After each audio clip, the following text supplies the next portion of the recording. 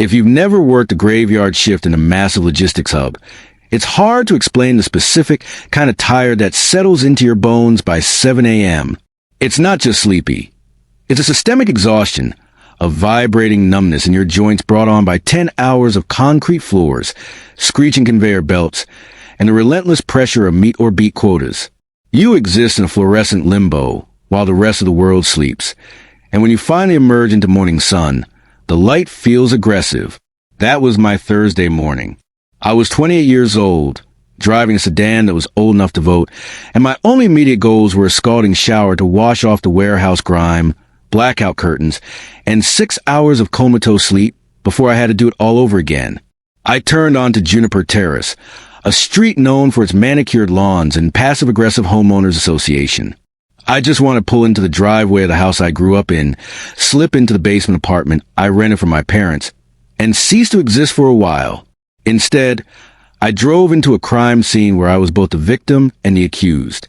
At first, my brain, fogged by fatigue, couldn't process what I was seeing. It looked like a tornado had touched down exclusively on my parents' front lawn. But tornadoes aren't selective about whose property they scatter. This was targeted. Every possession I owned that wasn't currently on my body was splayed across the damp, freshly cut grass. It was a deliberate exhibition of my life, arranged for maximum neighborhood humiliation. I stopped the car in the street, the engine idling roughly. I just stared. There were the black garbage bags, bursting at the seams of my clothes, looking like bloated roadkill. My ergonomic gaming chair, the one indulgence I bought for my bad back, was upside down in hydrangeas. One of its caster wheels snapped off. My entire library of paperbacks was fanned out on the driveway, pages soaking up the morning dew. And then there was the technology. My custom-built PC tower, a machine I'd spent months sourcing parts for and building from scratch, was lying on its side near the curb. The tempered glass side panel was shattered, shards glinting in the morning light, like diamonds among the dandelions. But the centerpiece of this disaster wasn't the stuff. It was the people. My mother, Beatrice, was standing on the porch steps. She was wearing her expensive silk robe, the floral one she usually reserved for brunch guests, and slippers that cost more than my weekly grocery budget. She held her smartphone horizontally, panning slowly across the wreckage of my belongings, narrating for an audience I couldn't see. She looked like a war correspondent reporting from a conflict zone she had personally initiated. My father, Arthur, was red-faced and panting near the garage. He held a 9-iron golf club. I watched, detached, as he took another swing at my already broken PC tower, grunting with the effort. It was performative rage. He wanted to make sure the neighbors heard him. And then there was Conrad, my older brother, the golden idol of the family. He was leaning against Arthur's prized SUV, sipping coffee from a travel mug, watching the destruction with a smirk that suggested he found this all mildly amusing, like a sitcom he didn't quite get but laughed at anyway. The entire tableau was grotesque, and the audience was already assembling. Mr. Henderson across the street was checking his sprinklers, which involved standing perfectly still and staring. Mrs. Higgins next door was brazenly watching from her kitchen window, phone to her ear, no doubt broadcasting the play-by-play to the neighborhood gossip chain. I sat in my car for maybe 20 seconds, letting the reality sink in. You'd think I would have been devastated, or terrified. A normal person would panic at seeing their life turned inside out on the lawn at dawn. But a strange thing happened as I watched Arthur take another swing at my hard drive. The exhaustion vanished. The numbness in my joints was replaced by a cold, hard shot of adrenaline that clarified everything. My hands, gripping the steering wheel, weren't shaking from fear. They were steady. I was absolutely, incandescently furious. But it was a quiet fury, a calculating fury. I put the car in park, got out, and popped the trunk. I didn't say a word. I just started walking toward the nearest garbage bag of clothes. Beatrice saw me first. She lowered her phone slightly, but kept recording. "Look who finally decided to grace us with his presence," she announced, her voice pitched high for the benefit of the neighbors. "The squatter returns from his job." She said the word job with heavy air quotes, as if my 60-hour week was a figment of my imagination. I ignored her. I grabbed a bag, hefted it over my shoulder, and walked back to the car, dumping it in the trunk. Arthur stopped swinging the golf club. He leaned on it, breathing heavily. "This is it, Marcus. The free ride is over. We're done enabling this stagnation. 28 years old and living in a basement. It's pathetic. You're an embarrassment to this family." I walked past him to grab my gaming chair from the bushes. I didn't look at him. Conrad decided it was his turn. He pushed off the SUV and sauntered over, kicking a stack of my books as he passed, scattering them further. "Morning, sunshine," Conrad said, his voice dripping with that corporate-speak condescension he'd perfected. "Tough break. But hey, it's time to put on the big boy pants, right? Mom and Dad need their house back. We're changing the locks and the Wi-Fi password today. Try not to cry about it." He looked so pleased with himself. He was 30, a junior marketing executive wearing a watch that cost more than my car, radiating the confidence of someone who'd never really been told no. I continued loading the car. I fit what I could: clothes, the broken PC tower, a box of personal documents I found near the mailbox. The rest, the furniture, the books, the kitchen stuff, I had to leave. It took me 15 minutes to pack what I could. The whole time, Beatrice narrated my failures to her phone. Arthur grumbled about property values and lazy millennials, and Conrad just smirked. When the trunk wouldn't close any further, I slammed it shut. I walked around to the driver's side and finally stopped. I looked at the three of them, standing there like a triumphant little army on the porch of the house they thought they owned completely. I made eye contact with Arthur first, then Beatrice, and finally rested my gaze on Conrad. "I hope you all enjoyed this morning," I said. My voice was rough from lack of use, but it was steady. It cut through the morning air. "I hope the performance was worth it, because you have absolutely no idea what you just started." Arthur scoffed. "Save the drama, Marcus. Just leave." "Oh, I'm leaving," I said. "But mark my words. You all slept great last night, thinking this was a good idea. But in about 3 days, none of you are going to be sleeping at all." I got in the car, started the engine, and backed out of the driveway without looking back. I left half my worldly possessions rotting on their lawn. As I drove away, the rage started to transmute into something else, a cold, intricate plan. Because here's the thing my family didn't know. The thing they never bothered to ask about, because it didn't fit their narrative of Marcus the failure. I had been preparing for this day for 5 years. The popular story in our family was simple. Conrad was a success, the golden child who went to the right university, got the right degree, and landed the shiny office job. Marcus was a mistake, the one who dropped out of community college, worked manual labor, and hid in the basement playing video games. They conveniently ignored the details that complicated that story, like the fact that Conrad lived at home, rent-free, until he was 29. When he did it, Arthur called it smart financial planning, to save for a down payment. When I lived in the basement, paying $800 a month in rent, buying my own groceries, and handling all the household maintenance, I was labeled a parasite. But the biggest secret, the foundation upon which my entire retribution rested, was something that collectively decided to forget. 5 years ago, when I was 23, my godfather passed away unexpectedly. He was a quiet man who always seemed to understand me better than my own parents. He left me a small inheritance. It wasn't retire early money, but it was significant. $50,000. 2 months after I got that money, Arthur's small business, a boutique cabinetry firm, hit a wall. The housing market dipped, contracts were canceled, and he was over-leveraged. I remember coming upstairs one night to get water and finding Beatrice sobbing at the kitchen table while Arthur sat with his head in his hands, surrounded by ominous-looking bank letters. They were 3 months behind on the mortgage. The bank had started foreclosure proceedings. They were going to lose the house, the symbol of their upper-middle-class status. I didn't hesitate. Despite how they treated me, they were my parents. I sat down and offered them the money. I gave them $45,000. It cleared the mortgage arrears and gave Arthur enough operating capital to stabilize his business. I remember that night vividly. Beatrice hugged me so hard I couldn't breathe. cry into my shoulder, calling me their savior, promising me that I had saved the family legacy. Arthur, with tears in his own eyes, shook my hand and swore on his father's grave that this was a loan. He promised he would call his lawyer the next day to draw up official paperwork to secure my interest in the house until they could repay me. Guess what never happened? No lawyer was ever called. No paperwork was ever drawn up by them. A month later, when I gently asked Arthur about the documentation, he snapped at me. He was stressed, he said. Why was I hounding him? Did I not trust my own father?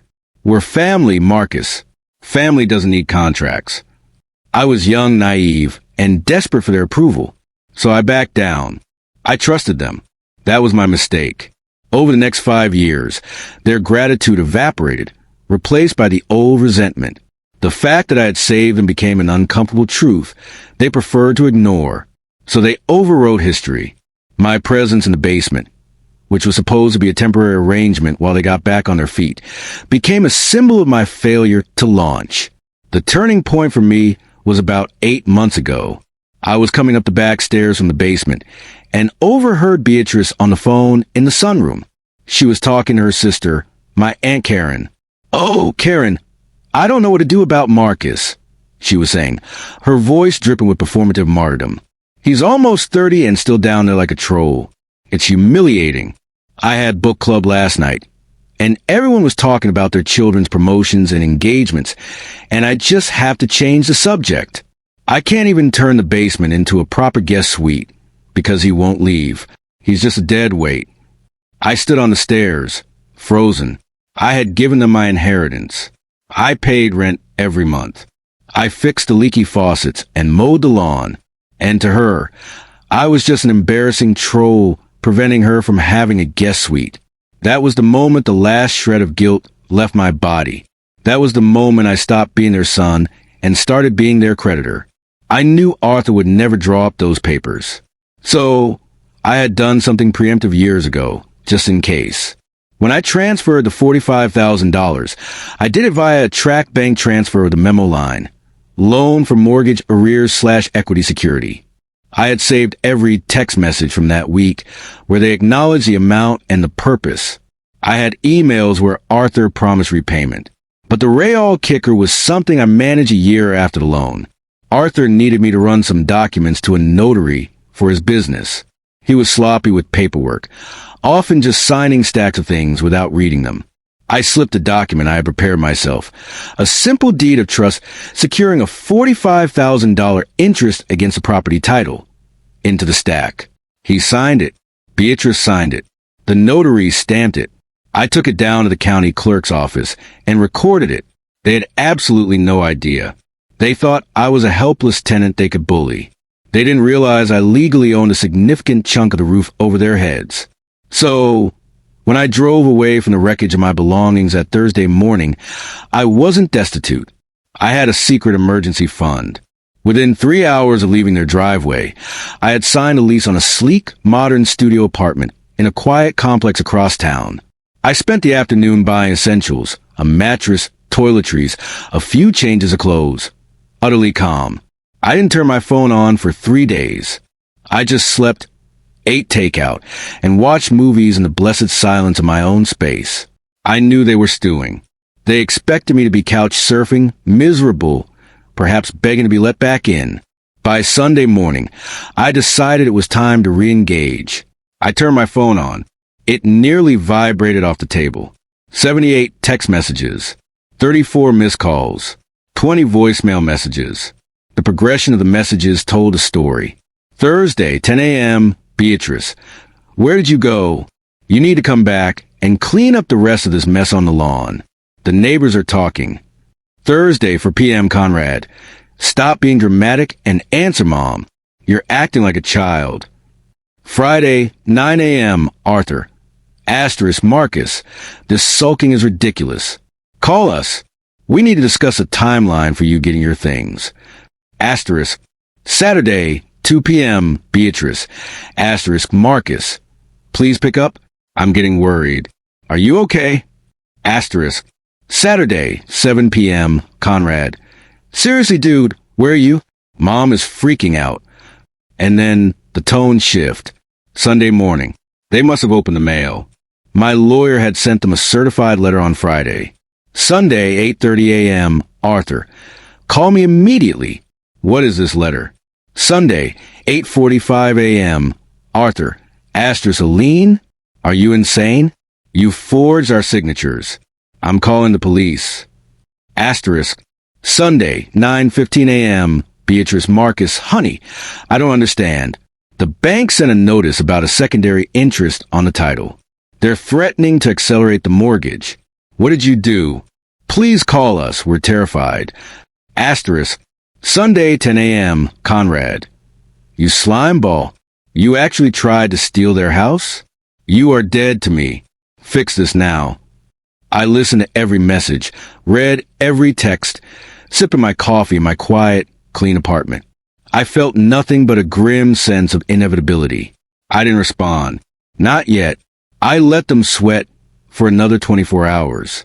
I went to gym, bought some new clothes, and prepared for my work week. On Monday afternoon, I finally sent a single group text to Arthur, Beatrice, and Conrad. Asterisk, I'm busy working. If you want to talk, you know where my lawyer's office is. Or, I have a window today at 4 p.m. You can come to my new address. One-time offer. If you're late, I won't open the door. Asterisk, I sent the address. They arrived at 3:55 p.m. All three of them. They looked terrible. Beatrice's eyes were puffy from crying. Arthur looked gray and 20 years older than he had on Thursday morning. Even Conrad's smug veneer was cracked. He looked anxious and angry. My apartment complex was nicer than anything they expected. I could see the surprise on their faces as they walked to the landscape courtyard. I opened the door. I didn't invite them in. I just stood in the doorway, leaning against the frame. Well, I said. Arthur was shaking. He held up a crumpled piece of paper, the letter from my lawyer. This is fraud, Marcus. You tricked us into signing something. You can't do this to your own parents. It's not fraud, Arthur. I said calmly, using his first name for the first time in my life. It's business.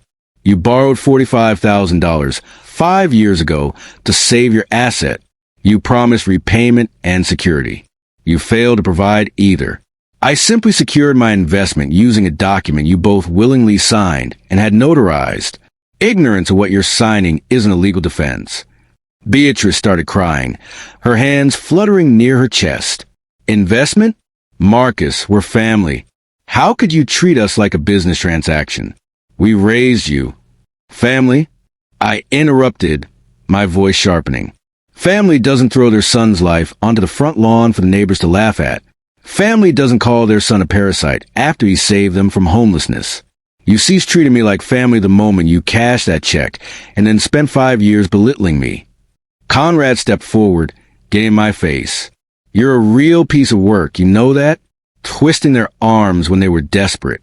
I always knew you were a loser, but I didn't think you were a villain. You've been living off them for years. I laughed. It was a dry, harsh sound that surprised even me. I turned my gaze to my golden brother. Living off them? Conrad, let's do some math. I paid $800 a month for 5 years. That's $48,000 in rent. Add the initial $45,000 loan that saved the house you're standing so proudly in front of. That means in the last 5 years, I have injected nearly $100,000 into that household. I leaned in closer to him. Tell me, big shop marketing executive, how much rent did you pay while you were living there until you were 29, saving up for your luxury condo and your BMW? Conrad spluttered. His face turned bright red. That's different. I had a plan. I was building a career. Mom and Dad agreed it was smart strategy. Right. I said, stepping back. Your freeloading was strategy. Mine was parasitic. The double standard is staggering. I looked back at my parents. They were silent, stunned by the numbers I'd just thrown at them. Here's the reality, I stated. My lawyer has calculated the debt, with statutory interest over 5 years, to be roughly $62,000. The lien is recorded. You have 2 options. Option A, You write me a certified check for the full amount by Friday. Option B. The lien remains, and when you eventually sell the house, I get paid first. Or, if you miss mortgage payment again, I can force a foreclosure sale to collect. Beatrice let out a strangled sob. We don't have $62,000. Marcus, you know that. Arthur's business is only just staying afloat. We have to sell the house to pay you. I shrugged. Then I guess you're selling the house. But where will we go? She whispered, horrified. That house is our life. It's our legacy. I don't know, I said coldly. Maybe you can move into Conrad's guest room. Oh, wait, his fancy downtown condo doesn't have one, does it? I looked at Conrad, who was staring at the floor. The meeting is over, I said, and closed the door in their faces. I watched through the peephole as they stood there for a minute, a broken little trio, before shuffling back toward the parking lot. The next 2 weeks were a war of attrition, waged mostly through third parties and social media. They tried to sick the extended family on me. Aunts I hadn't spoken to since Christmas of 18 were suddenly sliding into my DMs, sending paragraphs about filial piety and how blood is thicker than water. They accused me of elder abuse, of being a greedy, vindictive monster who was giving my poor mother a nervous breakdown. Beatrice took to Facebook, posting vague, tear-stained status updates about the serpent you raise in your own bosom and asking for prayers during a tragic family betrayal. She never named me, but everyone knew. Conrad tried to spin the narrative among our mutual acquaintances in town. He painted me as unstable, a reclusive basement dweller who had snapped and was trying to extort our aging parents. It didn't work as well as they hoped. People are messy and they love gossip.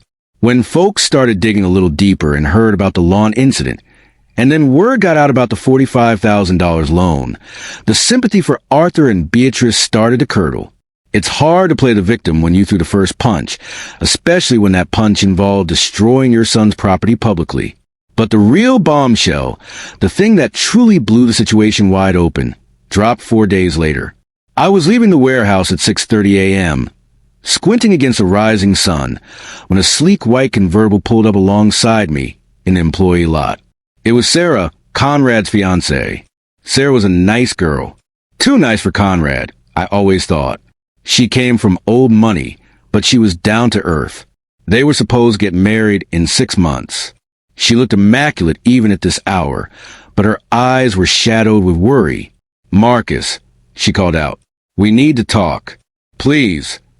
I hesitated, but curiosity got the better of me. I agreed to follow her to an all-night diner nearby. We sat in a red vinyl booth, nursing black coffee.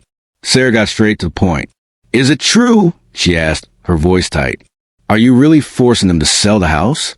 I'm not forcing them to do anything. I corrected gently.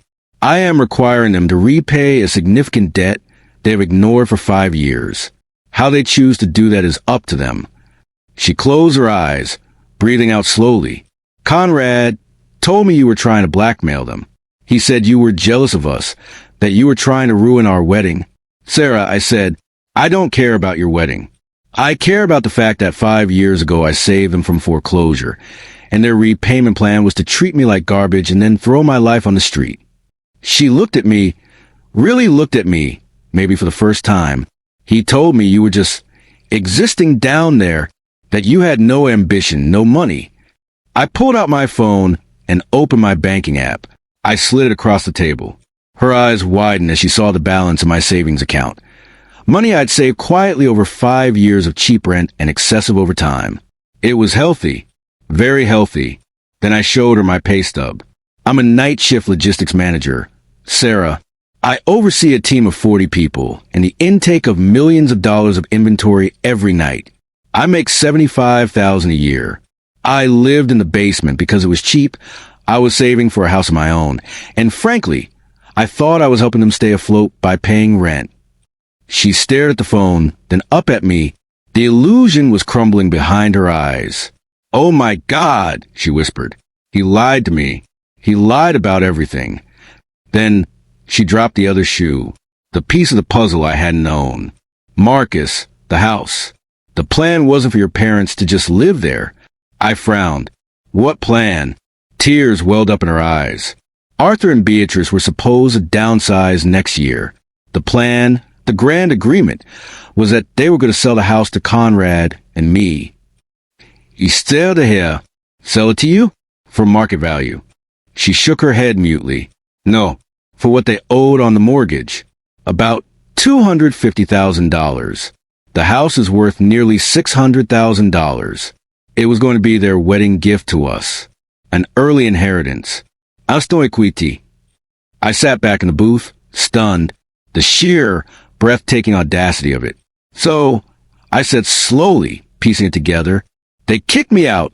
They staged a whole tough love performance to clear the way for Conrad to inherit a $500,000 asset that I paid to save.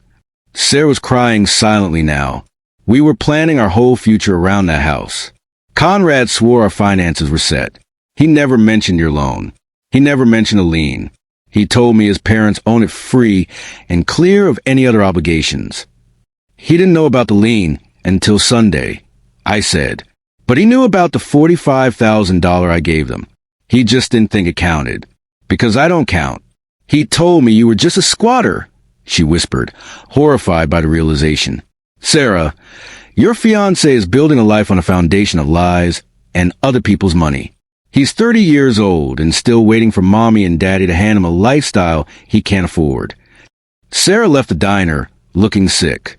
The final showdown happened a week later at a neutral location, a conference room in a downtown law firm.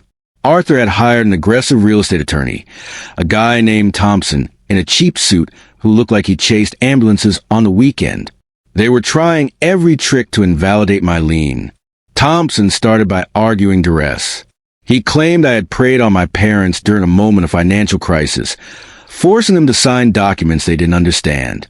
My lawyer, Ms. Albright, a razor-sharp woman who cost an arm and a leg and was worth every penny, calmly laid out the timeline.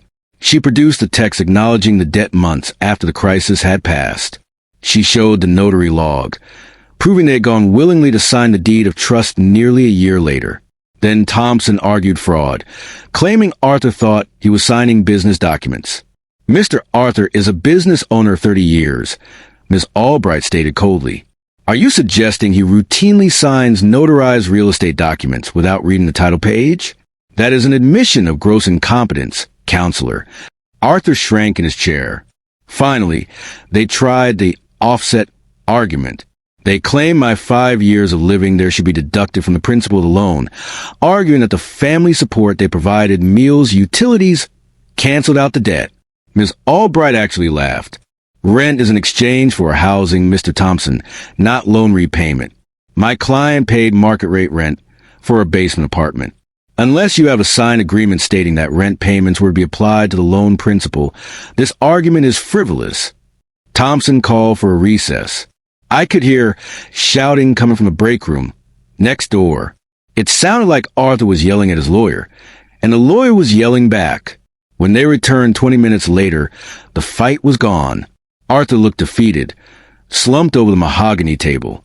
Beatrice wouldn't make eye contact with me. She just stared at her hands, twisting her wedding ring. My clients have no liquid assets to satisfy the demand, Thompson stated stiffly, gathering his papers. They are unable to refinance due to current credit standing. They agreed to list the property for sale immediately. The lien will be satisfied from the proceeds at closing. It was over. I had won. I thought I would feel triumphant. I'd fantasize about this moment, about seeing them crushed by the weight of their own actions. But sitting there in that sterile conference room, watching my parents sign the agreement to sell the home I grew up in, I just felt hollow. It wasn't a victory lap. It was just a sad, necessary grimness. The fallout was swift, brutal, and total. Conrad's life imploded first. Sarah called off the engagement 48 hours after her meeting with me in the diner. According to the grapevine, it was ugly. She told him she couldn't marry into a family that operated on that level of deception and financial cannibalism. She realized Conrad wasn't the self-made success story he pretended to be. He was just a guy standing on third base thinking he'd hit a triple, waiting for a handout that I had just snatched away. Without the instant equity of the house, their financial future looked a lot different, and Conrad's arrogance suddenly looked a lot like delusion.